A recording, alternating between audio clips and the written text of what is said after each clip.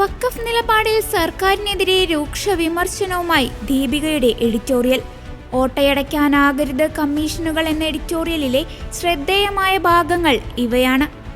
വിവാദങ്ങളിൽ നിന്ന് ശ്രദ്ധ തിരിക്കാനും പ്രശ്നപരിഹാരം വലിച്ചു നീട്ടിക്കൊണ്ടുപോകാനും സർക്കാർ എന്തൊക്കെയോ ചെയ്യുന്നുണ്ടെന്ന തോന്നലുണ്ടാക്കാനും ഏർപ്പെടുത്തുന്ന ചില അന്വേഷണ കമ്മീഷനുകൾ ഒളിച്ചോട്ട രാഷ്ട്രീയത്തിന്റെ സൃഷ്ടിയായി മാറിയെന്നത് അനുഭവമാണ്.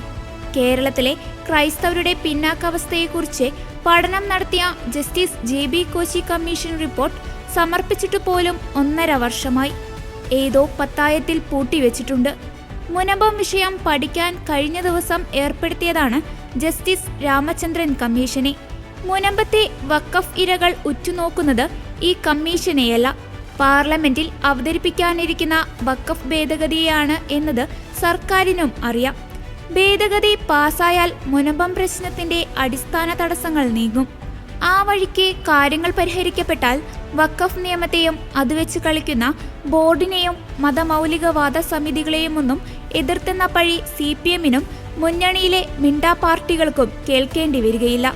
കേരളത്തിലെ ക്രിസ്ത്യൻ ന്യൂനപക്ഷങ്ങളുടെ വിദ്യാഭ്യാസ, സാമ്പത്തിക പിന്നാക്കാവസ്ഥ, ക്ഷേമം എന്നിവ സംബന്ധിച്ച പ്രശ്നങ്ങൾ പഠിക്കാൻ 2020 നവംബർ 5-നാണ് ജസ്റ്റിസ് JB കോശി കമ്മീഷനെ കേരള സർക്കാർ നിയമിച്ചത്.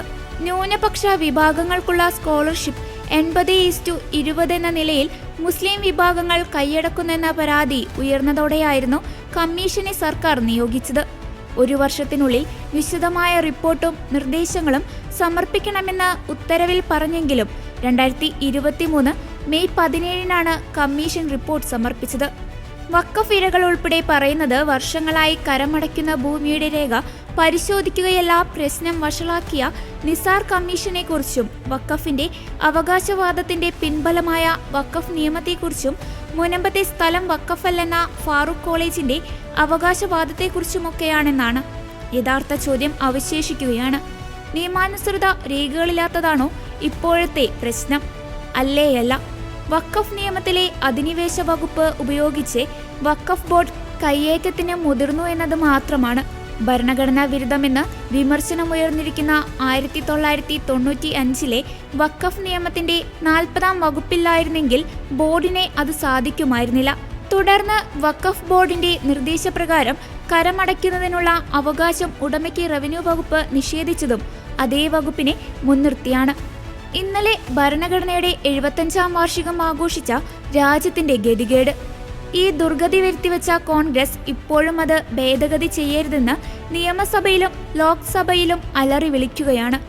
അതിനെ പിന്തുണയ്ക്കുന്ന ഇടതുപക്ഷമാണ് രാമചന്ദ്രൻ കമ്മീഷനുമായി രംഗത്തെത്തിയിരിക്കുന്നത്. ഭൂമി വഖഫിൽപ്പെട്ടതാണെന്ന് കണ്ടെത്തിയാൽ കാര്യങ്ങൾ എളുപ്പമല്ലെന്ന് ജസ്റ്റിസ് രാമചന്ദ്രൻ തന്നെ സൂചിപ്പിച്ചു കഴിഞ്ഞു. ഭൂമി വഖഫിന്റേതാണെന്ന നിലപാടിൽ ബോർഡ് ഉറച്ചുനിന്നാൽ പിന്നെ എന്തിനാണ് ഈ കമ്മീഷൻ? അതായത് വഖഫ് നിയമമാണ് വില്ലനെന്ന് ചില രാഷ്ട്രീയക്കാർക്കൊഴികെ സകലർക്കും മനസ്സിലായി. കോൺഗ്രസ് സമ്മാനിച്ച നിയമവും വകുപ്പുകളുമാണ് ബോർഡിന്റെ ധാർഷ്ട്യത്തിന് കാരണമെന്ന് മാത്രം അദ്ദേഹം സമ്മതിക്കുന്നില്ല. പാർലമെന്റിൽ വഖഫ് നിയമ ഭേദഗതി വരികയാണ്. സ്വതന്ത്ര ഇന്ത്യ കണ്ട ഏറ്റവും വലിയ വർഗീയ നിയമം സൃഷ്ടിച്ചവർ തെറ്റ് തിരുത്തുമോ എന്നറിയാൻ കേരളത്തിനും താല്പര്യമുണ്ട്. ഒരു അന്വേഷണ കമ്മീഷൻ കൊണ്ട് ഓട്ടയടയ്ക്കാവുന്ന വിള്ളലല്ല വഖഫ് നിയമം ഈ മതേതര രാജ്യത്തിനെ വരുത്തിവെച്ചത്. ഉപദേശമല്ലാതെ മറ്റൊന്നും വഖഫ് നിയമം നിലനിൽക്കുവോളം ഒരു അന്വേഷണ കമ്മീഷനും സാധിക്കുകയുമില്ല. എത്ര വലിയ മനുഷ്യാവകാശ ലംഘനമാണെങ്കിലും വേട്ടക്കാരുടെ മതം നോക്കാതെ നീതി നടപ്പാക്കാനാവാത്ത ഈ സ്ഥിതി വിശേഷത്തെക്കുറിച്ച് അറിയാനാണ് ഇവിടെ അന്വേഷണ കമ്മീഷനെ വെക്കേണ്ടത്. ഇരയുടെ കൈവശാവകാശ രേഖയല്ല, വേട്ടക്കാരന്റെ കയ്യേറ്റവകാശ രേഖയാണ് നിങ്ങൾ പരിശോധിക്കേണ്ടത്.